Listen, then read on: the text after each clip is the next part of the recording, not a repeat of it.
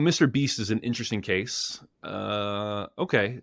You want me to actually I'll just run through it like you were Yeah. MrBeast. If I was talking to you, okay. MrBeast, Jimmy, you want to create a podcast? Yeah. We have talked about this a little bit. Here's what I would tell him. 1, 2, 3, 4.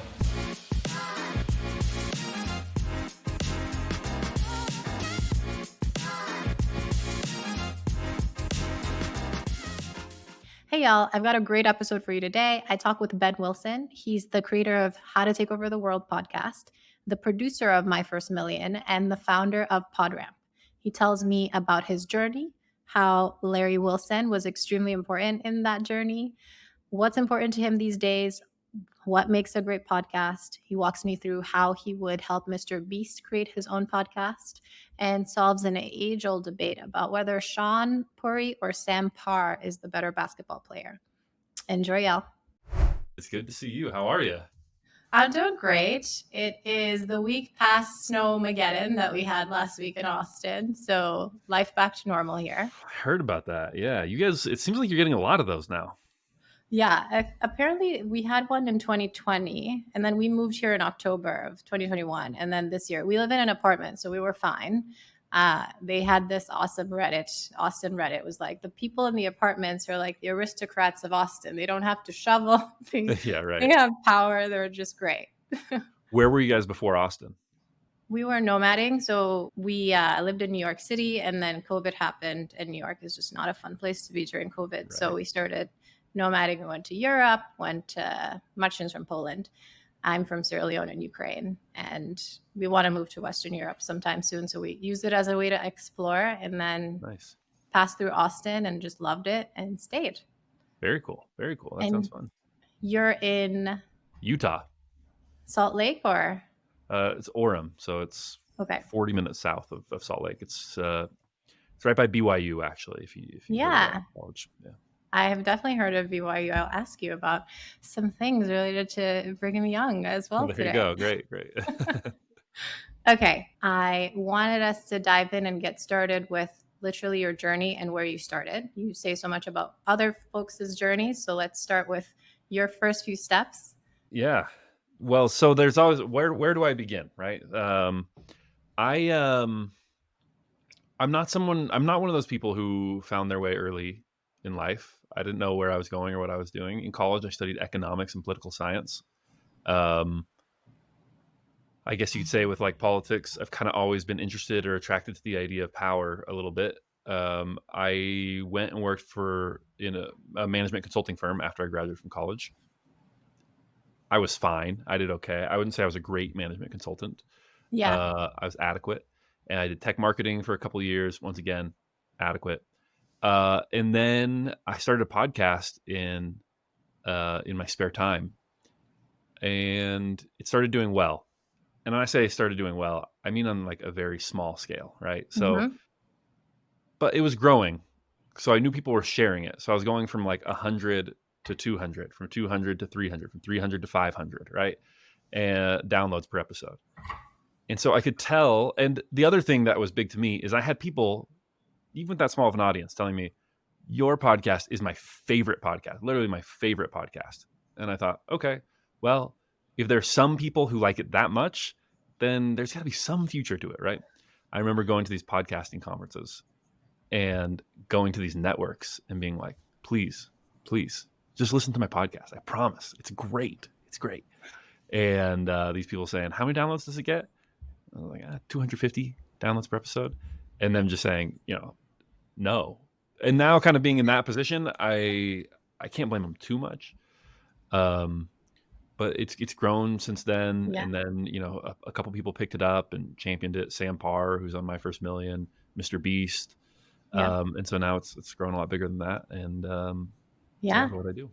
And we've got so much further to go if we look at the journey and where you're going. So that's a great overview of you, Ben. Thank you for that. I'm going to bring you even further back to kind of what your experience growing up was. So I know that you're a Latter-day Saint. You've got 3 siblings, son of Larry and Linda. Yeah. If I'm not mistaken, I understand that Larry went to Stanford GSB. So I went to Stanford GSB. My husband went to Stanford GSB. We've got lots of friends from there. So Curious to know what your experience was growing up, and for us, just tell us about what not to do as parents, how not to mess them up. You can tell me all the things. Yeah, it's interesting. I was at this kind of conference a couple weeks ago. I was at a dinner table with a lot of really impressive, um, powerful, successful people, and they were all Mm. talking about how messed up their childhoods were, and like these strained relationships they had with their dads. I was like, man, maybe I would be more successful if I had worse parents, because I would describe my childhood as idyllic. Um, so, as you kind of alluded to, my dad was quite successful. He had a great educational background and then a quite successful career. Frankly, not as successful as it could have been, um, because we as his children always knew that we were Mm. his top priority, right? And so he would, um, miss out on meetings to. He was at like basically every single one of my Wow. basketball games, right? Yeah. And so, um, yeah, that's the kind of childhood I had. I grew up in the Bay Area, like you mentioned. I was a Latter-day Saint. That formed like a very tight community for me. Um, I mentioned my dad. I had a very good, loving, doting mother who like read with me a lot. I remember reading through Lord of the Rings with her in her bed when I was like 8 years old. We'd start reading just like a page a night, and then as it progressed, by the time I was 9, I was like, all right, mom, this is going too slow for me. Like, can I take these into my bed? Can I read them and not out loud? So yeah, I had a great childhood. That's amazing. You taught me, I learned from you that Latterbrunnen was the inspiration for Rivendell in J.R.R. Tolkien. We were just there for our honeymoon in August. It's beautiful. And so you taught me that. You mentioned Lord of the Rings, so I wanted to bring it up. Yeah, Is well, that when you go there, you understand it too. It's so beautiful. gorgeous? It's gorgeous. It's like how I feel like it's impossible to be stressed out when you are so humbled by the beauty of nature and the world when you're there. Right. I agree. Is that how you formed a love of reading? I know you read so many biographies these days. Well, so both of my parents were English majors. So even though my dad, as you mentioned, went to business school and worked in finance actually for his career, uh, both of my parents majored in English, and so had this great love of reading and of literature. And so, yes, for as long as I can remember, reading was a major part of our family culture. So um, we read together. If you went in the family room, we had one of those old school, like a little standing desk. I don't know how to put it, with Yeah. a bit like a giant dictionary on it, right? Yeah. And so that was what we talked about sometimes around the dinner table. What are you reading? What are you learning? Um, my parents loved poetry, so yeah, it was just a big part of family culture. Yeah. I remember also growing up. I grew up in Sierra Leone and we didn't have TV, for instance. And so I'd just read all the time and just devour all of these books. Well, so we didn't have TV either, actually, until I was like 12. My mom refused to get cable. That's so you're giving me all these like I joke that my kids I may send them to Sierra Leone.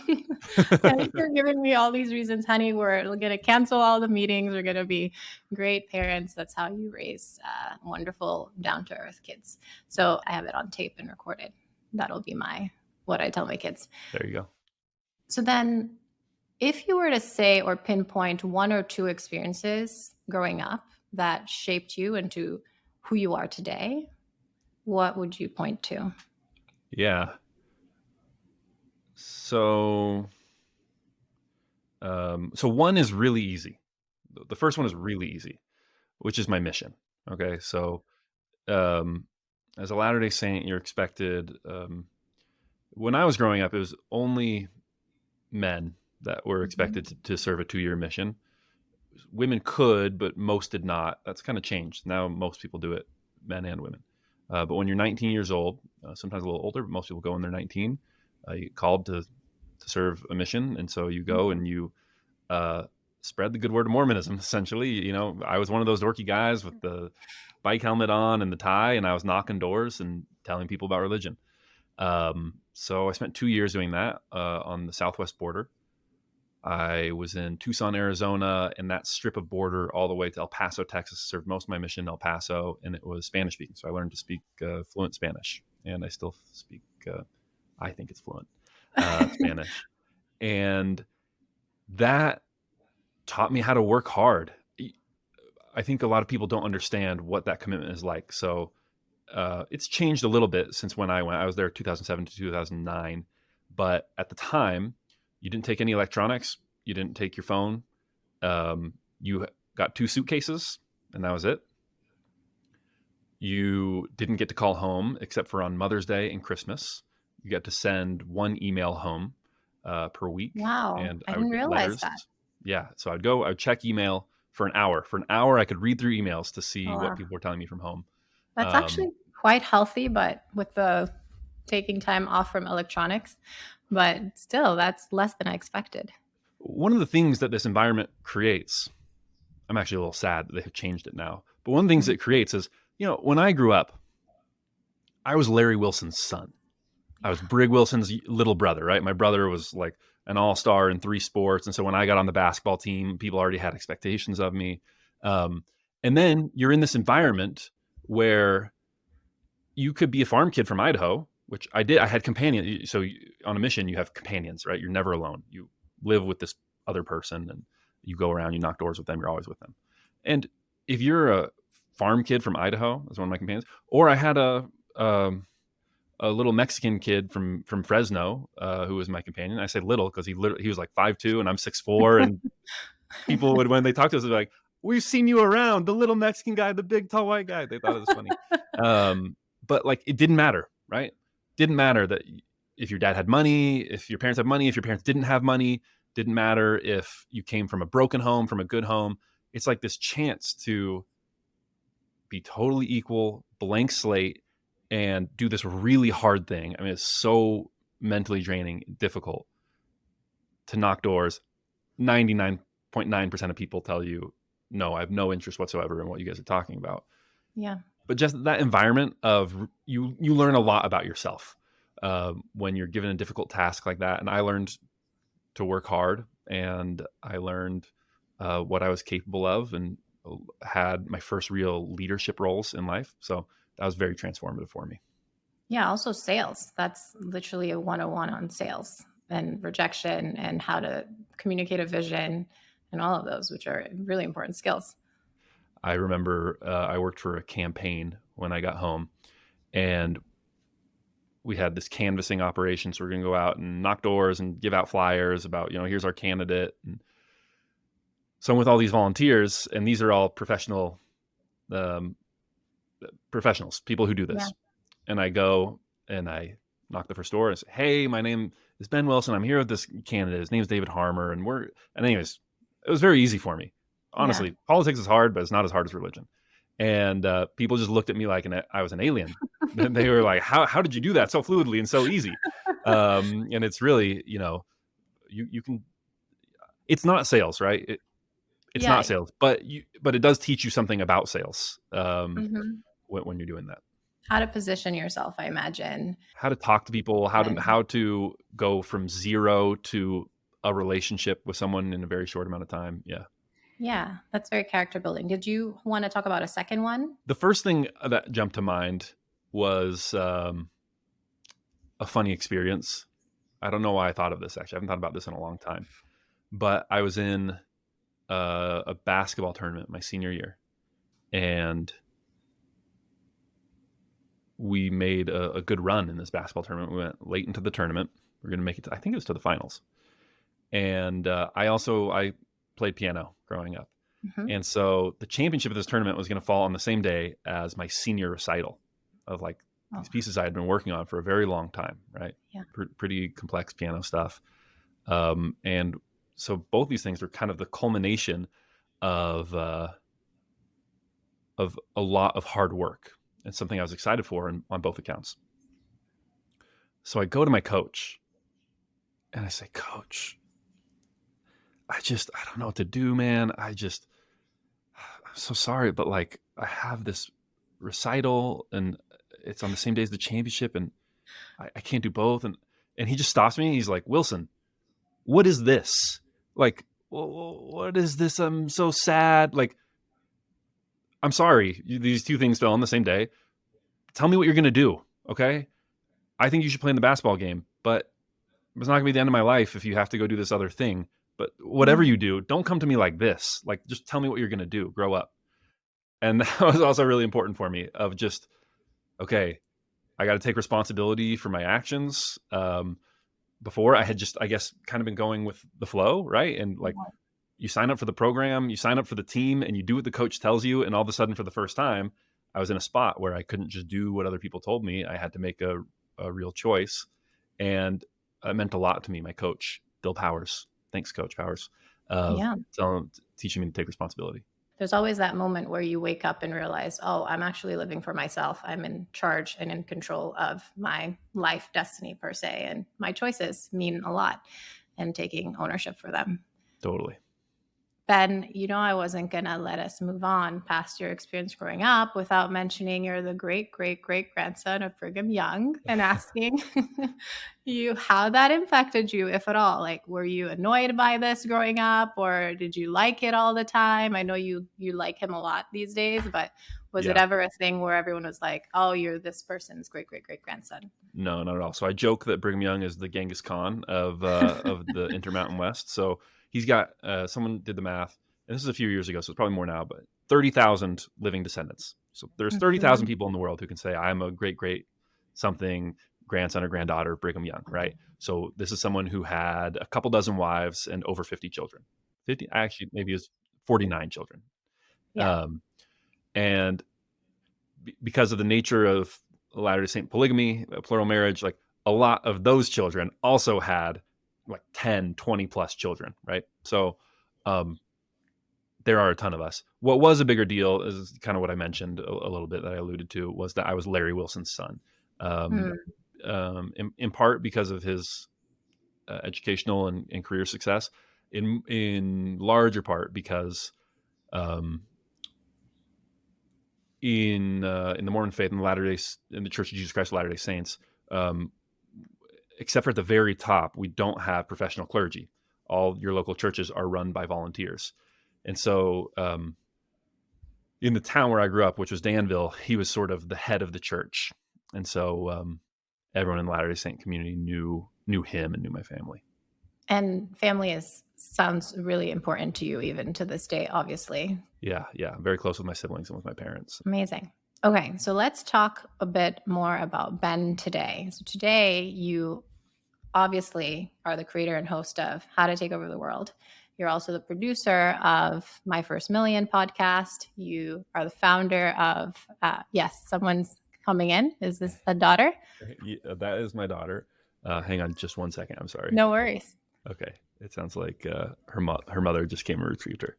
And you're a dad to I'm a three. dad. I'm a dad of You're, 3. we have Claire and the twins. Are we saying what the twins' names are? George and Caroline are their names. Yep. My goodness, adorable.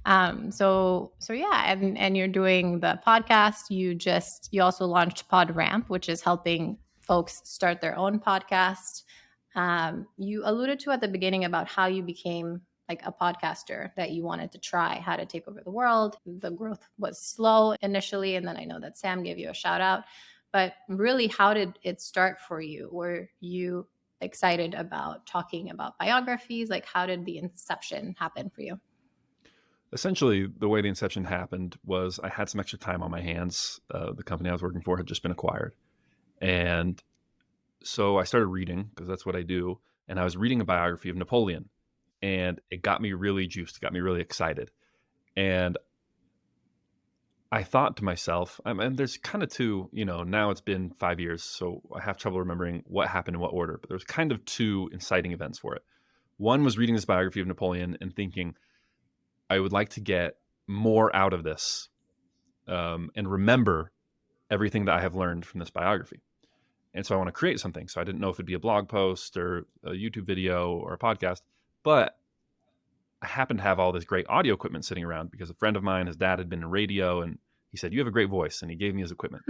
So I had this It's equipment sitting true. around. So I thought, I'll make a podcast.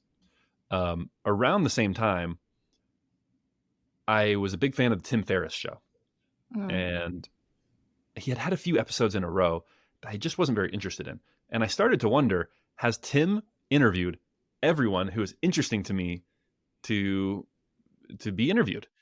And obviously that couldn't be the case. Obviously there must be more people that would be interesting interviews. So I started asking myself, who do I wish Tim Ferriss would interview? And as I thought about it, I realized most of the people I wish I could hear Tim Ferriss interview are dead. I wish I could hear Tim Ferriss interview Steve Jobs. I wish I could hear Tim Ferriss interview Napoleon. I wish I could hear Tim Ferriss interview Walt Disney. And so I thought, well, I could do that. I'm reading this biography of Napoleon. I could essentially do that, a Tim Ferriss style interview, learning what there is to learn about how they worked and what made them great from reading their biographies. And so that was the genesis of the idea. And you're so spot on there. Like we've talked about how you feel like the biography space is really underserved, like this need for zeal, from the Greek word zealous. At least for me, it's always so fascinating to think about, for instance, what would it be like to speak to my grandma, like who's no longer with us, and understand like how her decisions came about, etc. And you do just that, like with famous, great folks. One thing I love about what you do, Ben, and why I think you're so successful is you're so entertaining on the podcast. Like history lessons are famous for being boring. And to me, so many podcasts, so many history podcasts are just a snooze fest. You can ask Marcin, I fall asleep to them. And with you, I just feel hooked by the way you deliver. So super important and curious. I know it's like easier. It's like it's not a thing where there's a precise formula, but how do you think about the way you deliver to be entertaining on the podcast? Yeah. So a little bit there is a formula in that. The way I think about it is this. I think podcasts or any sort of great media, whether that be a podcast or a movie, a TV show, is a series of great moments. And so I actually don't worry that much about the filler in between. So I take all these notes and I look through it and I see, okay, there's this moment here at the beginning, at the start of their life that's really transformative and really interesting. I usually try and look for something where there's conflict, right?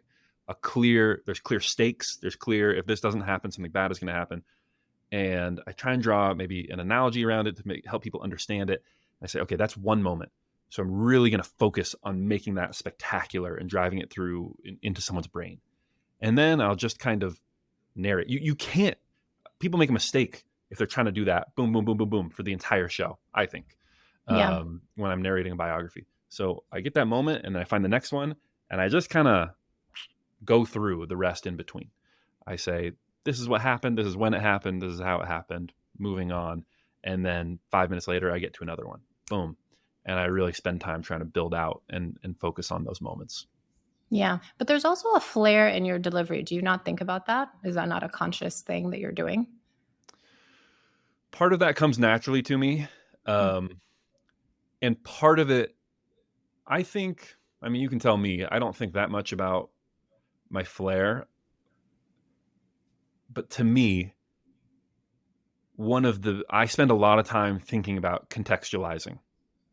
So I can't tell you how many times I listen to an audiobook and I'm not like dumb. I don't think I'm that dumb. And I can't tell you how many times I'm listening to a podcast or an audiobook and I think to myself, oh, hold on, who was that again?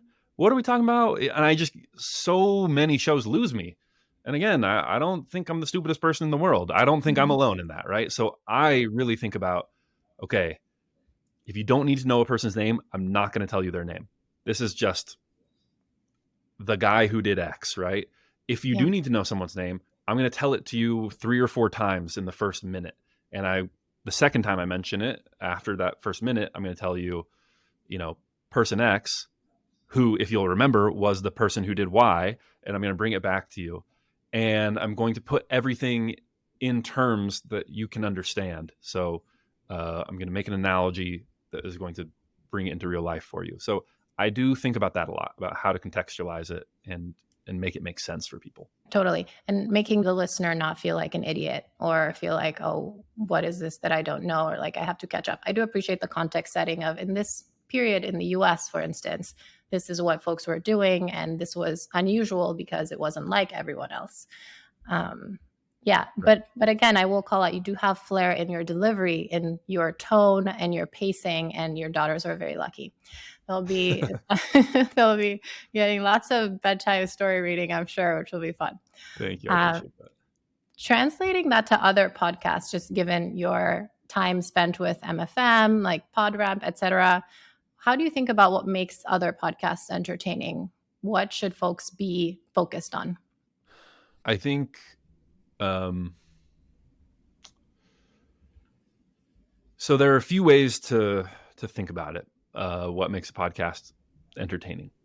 I have a few different frameworks I use. Although I'm usually thinking about how to position it to make it just good, just great. I think the mistake some people make, though, to your question, is they think they can make a great podcast that's not entertaining, if that makes sense. They think, I'm just going to make it so chock full of information and so But then valuable they'll to do a them snooze fest. that it doesn't matter, right? That people will be there just for the information. And it's like, no, sorry, that doesn't work. That doesn't happen. Everything has to entertain, especially in today's media landscape, right? So saturated. Yeah, it's a Yeah, fight for attention. totally. So I don't think there really is such a thing these days as great media that doesn't entertain. The closest thing you can find is Andrew Huberman, who really does have pretty dry delivery style and breakdown of the facts. If I were talking to Andrew Huberman, I would tell him his show could do better. I know it's like one of the top shows in the world, but I think it could do even better if he made it more entertaining. But that's all right. That's the rare exception. Yeah. Stuff needs to be entertaining. So how do you do that? I think the easy answer is you need to show people things that they've never seen before. And so there are a few different dimensions along which your podcast can be unique. One of those is the content. So you're just talking about something that's totally new to them that they've never heard about before. That's one way. Or you're telling it in a way that they have never heard it told. Whether that you can do that with sound design, with great production. But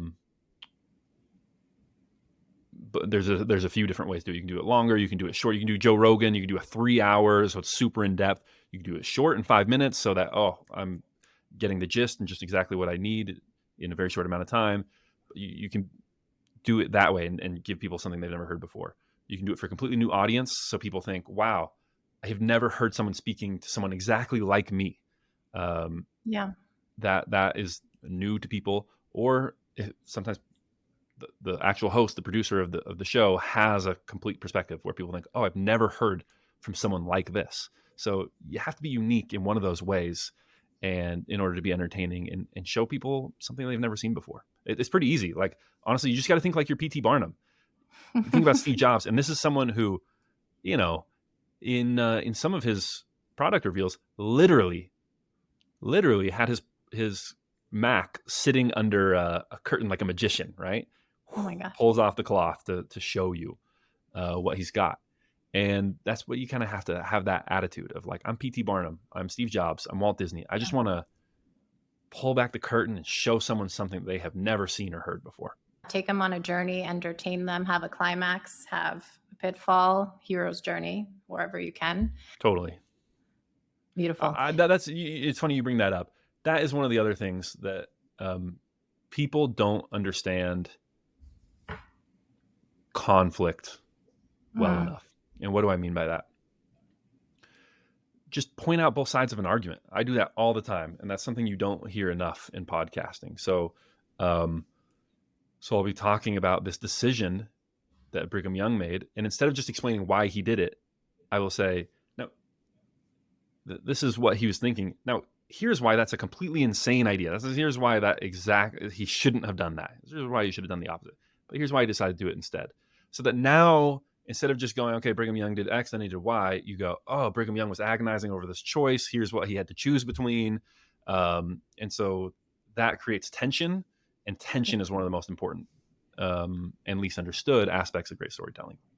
Yeah, the feeling like you're hanging on every word and wanting to find out what happens next, and then what, which you do well. Thanks. Okay, so then speaking of how to take over the world, you've kind of talked about how your assessment of what makes folks great is their one, addicted. So they're working so much on one thing, like for instance, Edison, they're maybe not even eating, just not even sleeping, just because they're in flow and losing track of time. Second, they're hyper focused, meaning they're keeping the main thing. And kind of with every startup, for instance, we know that you got to focus on your one metric and make sure you're moving the needle on that one. And then third, that what we talked about with your mission experience, which is being able to convince folks or just bring folks along for the ride. So tell them about a vision, share it with them, have them be as motivated about it, even more so than you are. What I wanted to talk about is you've analyzed all these great people. You've also met all these great people. You talked about MrBeast, etc. And who is the person that you look up to right now? And you can't say Brigham Young.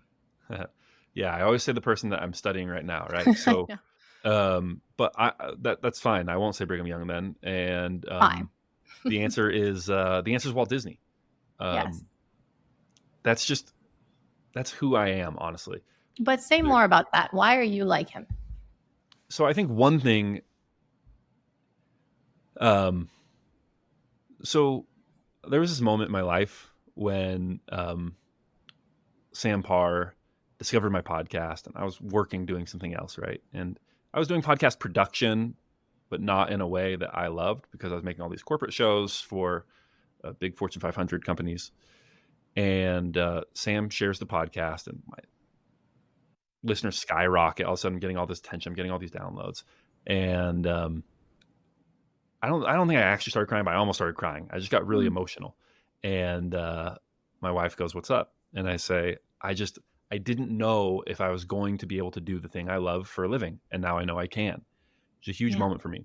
I had a similar feeling when reading about Walt Disney, which is you read about some of these people, and they're all these type A, alpha, take command, natural leaders, right? And that's not who I am necessarily. I'm more of a creative type. I'm more of an entertainer.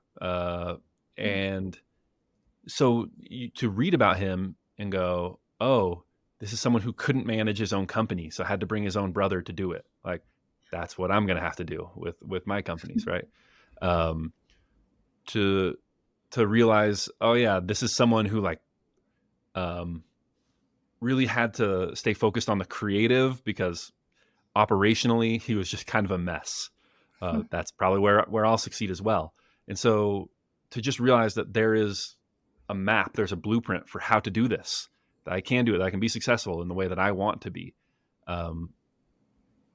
meant a lot to me. And so that's why I relate to him a lot. It's a really powerful feeling to be seen. Totally. Yeah. And you can feel that, right? Sometimes that's one of the great things about biography, is not only do you feel seen, but you feel seen, and then you can kind of project yourself forward a little bit, right? It gives you a roadmap, which is so helpful. Yeah, like someone else like me did it, and I 1000% can too. It's such a powerful thing. Right. I love that. For me, I hope to do that with, I think if we spend enough time with anyone, you can find one thing that you love about them. It's possible to love any human, and I hope that we can love more and bring more togetherness in this polarized world. But yeah, I wanted to ask you as well, Ben, on that first thing that makes folks great, this addiction, right? This working all the time. I personally feel like the next level of conquering the world is about also conquering ourselves and being able to live to the things that are important to us. So for instance, family, maybe being able to take care of ourselves, our bodies, having a better balance. Is there anyone you've studied that was able to strike a balance and be great? Yes. Honestly, the easy answer is all of them when they got old. I think that's something when they chilled out. there are phases of life, right? And I think I can't think of a single person who was great who in their 20s was living a balanced life. I can think of a half dozen who were living a balanced life by their 40s or their 50s. And so I think that's important to recognize, is where are you in life? Are you in the phase of life where you're young and you should grind? Or are you in the phase of life where you're going to have major regrets because you're going to miss your children growing up? And it's okay to say not now. It's okay to say this is a priority for me. Fitness is a priority to me, and that's not something that you should let go too long, right? But there you can say not this year, right? And you can do that with kind of everything in life. So recognizing the seasons of life, I think, is helpful. Totally. We'll have to get Larry Wilson on to tell us about how he did it all. He'd be a much better interview than me. Okay, let's talk about PodRamp. I'm so excited for you for this project. You founded it, you're CEO. I'm excited to see it grow. And what you're doing is helping folks who have a following that want to build a podcast do just that. You know the science of what makes a good podcast, obviously, with How to Take Over the World and My First Million. Where I want to go with this is famously, folks who work at very successful companies that are early on tend to leave to start their own very successful companies. Like you have various examples of this. You have PayPal Mafia, Facebook Mafia. So to you, Ben, having this insight into My First Million and How to Take Over the World, what unfair advantages do you feel like you have from watching these journeys and taking a part in them? Well, I've got a number. I often feel that what I'm doing is unfair. One is just the exposure, right? Just being involved with the project of My First Million opens a lot of doors, which is really great for me.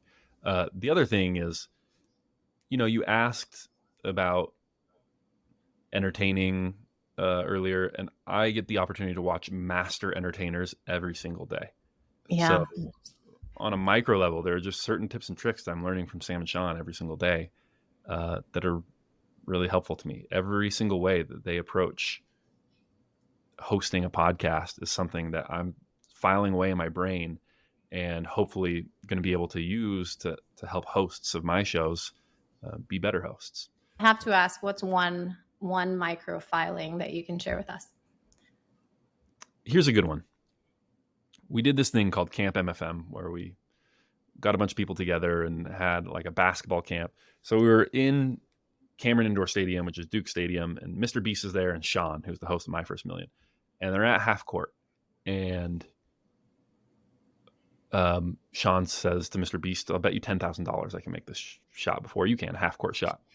So they go and they start shooting half court shots. Shaan makes it first. So Shaan wins $10,000 from MrBeast. Wow. But we started filming it. Before we film it, Shaan goes and does his best MrBeast impression. He turns to the camera and says, MrBeast and I are going to shoot half court shots, and the first one to make it gets $10,000. Like totally hamming it up, doing MrBeast. Okay, it actually goes viral. Like it actually does super well on Reels and on YouTube Shorts. And I'm looking at that and I'm going, huh. So basically, pretending to be MrBeast works. It's just, do you have the, what's the word I'm looking for? The shamelessness to do it. Like, do you have the willingness to embarrass yourself? Because if it doesn't go well, it does look embarrassing to like look into the camera. I'm going to shoot this shot. Okay. Do you have the shamelessness? Like, are you willing to be absolutely shameless and just do the thing that you know will get the attention? If you do, it's going to do well. And so that was like one of those little things I filed away. I was like, okay, you can actually just copy this formula. You know exactly, if you think about it for even a second, you know exactly what's going to get people's attention. You just have to be willing to do it. Yeah. I love that because also Sarah Blakely taught me this. She's just so great, the founder of Spanx. She's just so great. She says, make sure to embarrass yourself once a day. Do something that is going to embarrass you once a day and just get comfortable with this feeling of being embarrassed or of failing, because so many of us just don't get in the water metaphorically or don't go catch this wave because we're scared of being embarrassed or failing. And if you're always there, then like, okay, that's cringe. You're doing too much, right? But it's just what you said. If you are never embarrassing yourself, then that just means that you're not putting yourself out there enough. Yeah, it's not that bad of a feeling. Okay, while we're here, I did want to ask you. So we all know, Ben, that you're the best baller in the podcasting game. There's no question about this. Everyone knows. And I wanted to ask you about who is the better basketball player. Is it Shaan? Shaan likes to pretend he's really good. He's always got his basketball around. Or is it Sam? I have a feeling Sam's maybe more fit. Sorry, Shaan. But what's your take? What's your verdict? What's the inside scoop? Okay, so Shaan is obviously the better basketball player. Really? Sam is obviously the better athlete. So here you go. Turn on your TikTok camera. Get ready to clip this for Twitter. Okay. I want the world to know. I want the world to know this. Okay. Shaan Puri gets on MyFirstMillion, and every single day is like, I'm the doughboy. I'm like, all I do is drink soda and eat snacks all day. He talks like this all the time. So I show up to Camp MFM. I'm expecting this guy who's, I don't know, like maybe borderline obese and like can't move. Shaan Puri is like a pretty good athlete. It was probably the fourth or fifth best person. Honestly, like if I was picking, might have picked him like second or third. Really good basketball player, moves well, great hands, great coordination, is like quick, is like very agile and just like good at making quick moves. Shaan's like a pretty good athlete. People don't realize that. So there you go. There we go. I did not expect that, Ben. He'll have to pay you $20 afterward. Yeah, there you go. This is brought to you by Shaan Puri. There was a game where I was on his team actually, and I blew out my back, and so I couldn't move anymore. It was one of the last games we played. And Shaan took over. He scored like 12 points in a row and won the game. He's very capable of doing that. So wow. now you know. Now we know. You heard it here first. Yeah. Okay. And so you were telling me about your advantages, your unfair advantages of exposure into MFM and the doors opening. And learning all this stuff that I learned from them every single day. And then the other thing is it just opens doors to learn from other people too, right? Yeah. There are a lot of people who I can just say, hey, can we talk? And since I'm the producer of MyFirstMillion, they'll say yes. And I get to pick their brains about what they're doing to make great content. So I get to learn from a lot of different people, luckily. Yeah, incredible. Famously also, MrBeast called you, asked you about how can I be great? If MrBeast were to call you now and ask you about how to build a podcast given PodRamp, what would you tell him? So MrBeast is an interesting case. Okay. You want me to actually I'll just run through it like you were MrBeast. If I was talking to you, okay, MrBeast, Jimmy, you want to create a podcast? Yeah. We have talked about this a little bit. Here's what I would tell him. Number one, you don't have to do anything crazy. Let's just call it Beast Pod, stick with the branding. Great. You've got a podcast. Number two, the one thing that we are working against is you don't have time because you're doing so much else, and we want to make this great. So what we need to think of is something that will make these great interviews that are differentiated. Because let's be honest, if we're talking about a podcast for MrBeast, what we're talking about is, are we going to make a podcast that is really, really successful and does great and makes you a bunch of money? Or are we talking about the greatest podcast in the world? Okay. Those are really the only two options for him, really successful or the best in the world. And what we want to make is the best podcast in the world. So what we're working against is the fact that you're not Joe Rogan. This can't be your only thing. You can't just spend hours and hours every single day and do all this research and get really deep into it. So we need to figure out how to make your show great without very much of your time. So what we need to think of is some way to differentiate you and your show. So how could we do that? We could do that, for example, by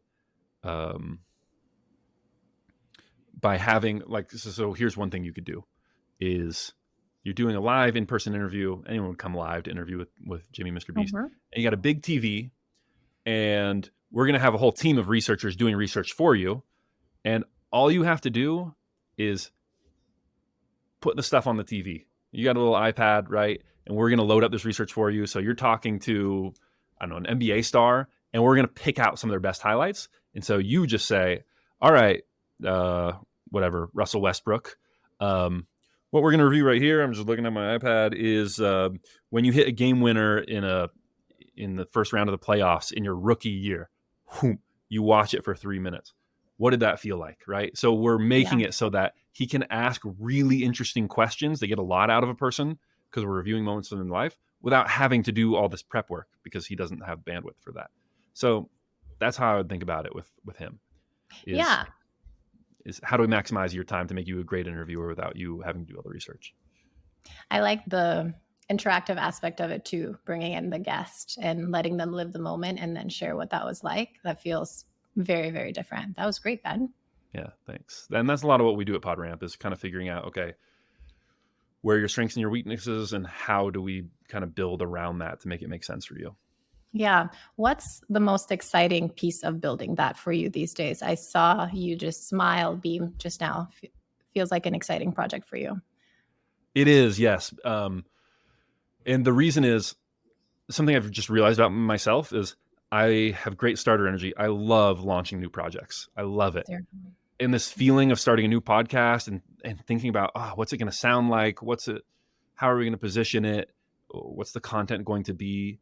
Yeah. I love that. And so now with PodRamp, what I've built for myself is this machine where I get to build podcasts. And then, after 3 or 5 episodes, we have our production team come in and they get to do the sort of keeping the trains running on time, making sure everything just works, which is stuff I hate. Yeah. And so I get to do what I love all the time. That is so great. I'm so glad that you have that for yourself. And it sounds like you're taking what you learned from Disney and yourself and leaning into your strengths and supplementing with other folks, the folks that you hire to do the other stuff for you. Yeah. And yes, I'm learning more and more about that all the time. I think that's a really important thing. If there's one piece of advice I could give, I don't think it's the most important piece of advice in the world, but I think it's the least understood. It's find ways, if you want to be really successful, find ways to avoid doing things that you hate. Yeah. This is why I have my husband doing some of my admin for me. I'm gonna need to hire someone soon, but he's great. Speaking of which, what else have you learned about yourself through this process? Learn to lean into your strengths. What else? What have I learned about myself? That's a good question. I think, lean into your strengths. The other thing, I think this is especially true of men, okay? When you're 25, you're the baddest mofo in the world. Like, okay, I could have been a Navy SEAL if only that had been what I focused on, right? I could have been the world's greatest scientist if I just worked hard enough. When you start to get into your 30s, you start to realize, all right, I've got limitations, okay? I am who I am. And I think that's one of the other things I've learned about myself is when I started this, I wanted to be everything. And now I'm comfortable just being me. That's got its own set of strengths and weaknesses. And certain ones of those, like, for example, people tell me they don't hear it that much. I hear it so much. I have a slight lisp. And so for the longest time, I was thinking about like, all right, how do I like not lisp? Do I need to like go to speech therapy? Do I need to like just kind of do an SH sound when I'm saying S's to make it like, so at least it's not like so sibilant. And eventually I realized people don't care. People like my podcast. No one mentions it. No one gets mad about it. All right, this is who I am. People like my voice. I talk a little funny and okay, I can just accept that about myself. And so that's another thing. I've worried less about my weaknesses as time has gone on. Yeah. Honestly, it gives you character, Ben. It differentiates you from all the other radio voices out there.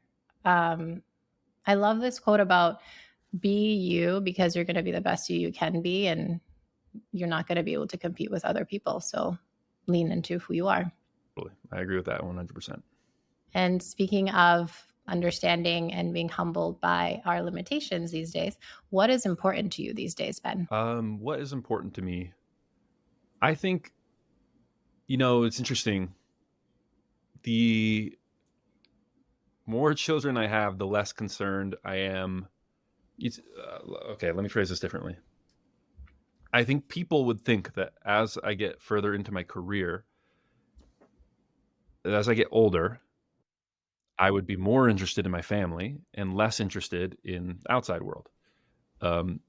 Whereas the opposite has been the case. Not that I'm less interested in my family, but I think what I'm realizing is, and this is just, I'm a weirdo. This is just how I think about things, but I think the world is like pretty sick these days, and In a good way or a bad way? in a Which bad way. Like they're you look at like certain things um, like the obesity rate that's going up, right? Like, or just yeah. our environment. It's more difficult than ever to not be physically polluted by some of these environmental toxins. You look at um, rates of anxiety and depression amongst young people, and how those trends are going, right? You look at the rate of formation of stable families and how that's cratering. And I think, wow, all these trends are going not only in the wrong direction, but like really hard in the wrong direction. And I no longer feel like if I just raise my kids to be good people, they're going to be all right. That's still my top Yeah. priority, right? If you don't raise your kids to be good people, nothing else can happen. But I feel like more than ever, it's important to somehow carve out a world where they can be normal people and be successful. And so, what's important to me, yeah, is that old cliche: building a better world, building a better future. Yeah, and that's not weird at all. I find this happen with many parents, right? You have kids who you're going to leave on the planet and you want them to have an inhabitable, but also a really healthy and fruitful experience on the planet. And so we have lots of parents wanting to be more involved with creating a better world. And I think it's important also once you get in that frame of mind to not then get hopeless, because I Mhm. myself am probably not going to fix any of these issues. Like, I'm not going to single-handedly reverse the obesity rate. I'm probably not that guy. I'm not the one who's going to make it happen. I'm not the one who's going to make sure that they have a healthy like sexual culture to grow up in, where they'll be able to like get married and have kids. And like dating market, I think, is just messed up by a lot of factors. And like, well, I'm going to fix that. Yeah. But I think what you can do is, you don't have to change the whole world. You just have to change their world. You have to create a culture. You have to create a group or a space where they Mhm. can find normalcy. And that doesn't have to be the whole world, right? That can be just a community. And so, work on a level where you can have an actual impact. Yeah. Start at home, start with your family. So then what impact do you want to make on the world? Um, well, okay. I'll say this. This is kind of heady, but this is, I was at the zoo, and we were looking at the gorillas, Mm. and the gorilla trainer was there, and another person in the crowd asks, "So you've got male and female adult gorillas in the enclosure. How do you control the number of gorillas?" And she says, "We give them birth control." And someone says, "You have gorilla birth control?" And she says, "No, we have human birth control." It turns out gorillas, you can just give them human birth control at essentially human doses, and it works because we're so similar. And someone says, "Wow, that's I never would have guessed that. You can just give human birth control." She says, "Oh yeah, yeah, we use lots of human pharmacology. Most of them are on antidepressants as well, and as Wow. are many animals at the zoo. Use antidepressants and Wow. anti, I think, um, anyways, drugs like that quite commonly." I said, "Oh, what animals are on antidepressants?" Yeah. And she didn't really want to talk about it, but she said, "Well, lions, tigers, elephants, really anything that's like a big mammal that's used to being in a pack, that's not." Yeah. Um, and so I thought, oh wow, um, that kind of describes the way we live, right? Is large, smart mammals that normally live in packs, that are now, we essentially spend our days in voluntary cages, and isolated from other people. And our normal way of living is tribal, is with other people. And so Yeah. that's kind of what I would like to fix, is to find a way of life where we're not fighting nature in that way, that is conducive to our biology, to leading to productive and happy lives surrounded by those we love. Oh, I love that. Yeah, we are such social creatures, right? That's why you have things like fear of ostracism being such a big thing amongst us. Like, we all want to be liked because we're used to being in the pack and having these 100 people who know and love us and like us because we're dependent on them. Right. And so much has changed in today's world. Yeah, exactly. Well, we'll follow your journey. 2022, Ben, your goal was how to take over the world, being a top 100 podcast. What does 2023 hold in store for you? I don't know. I decided that I'm not doing these big year-long goals anymore. So I'm taking it 1 month at a time. 2022 worked out for me, and that was great. But for January, for January, we're just into February. My goal was to get 100,000 downloads in a month. So I hit that, and now I'm doubling it for February. And so I'm taking it 1 month at a time, and seeing where we can go. Yeah, laying one brick at a time. Beautiful. Yeah. All right. This was so lovely to have you. I really, really enjoyed getting to know you better. Thank you so much for your time, Ben. It was a real pleasure. It was a lot of fun. I appreciate it. Thank you for listening. Don't forget to subscribe. And if you like what you hear, leave a review and share.